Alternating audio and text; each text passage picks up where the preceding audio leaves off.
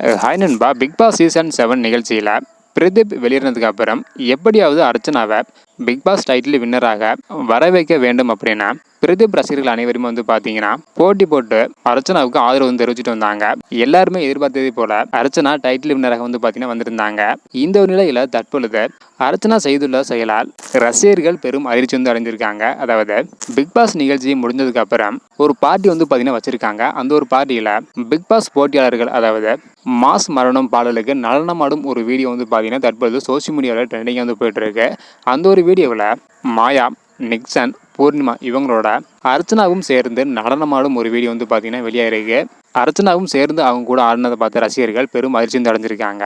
அர்ச்சனா போட்டியில் ஜெயிக்க வேண்டும் அப்படின்னு பல மடங்கு PR வேலை பார்த்த பிரதீப் ரசிகர்கள் அர்ச்சனா புள்ளி கேங்கோட சேர்ந்து குத்தாட்டம் போடும் வீடியோ பார்த்ததுக்கு அப்புறம் ரொம்பவே அதிர்ச்சியில் இருக்காங்க அப்படின்னு சொல்ல முடியும். அர்ச்சனா டைட்டில் வாங்கினதே மறந்து புள்ளி கேங்கோட சேர்ந்து குத்தாட்டம் போட்டிருக்காங்க அப்படின்னா அர்ச்சனா ரசிகர்கள் மற்றும் அதர் ரசிகர்கள் பார்த்தீங்கன்னா சொல்லிட்டு வராங்க.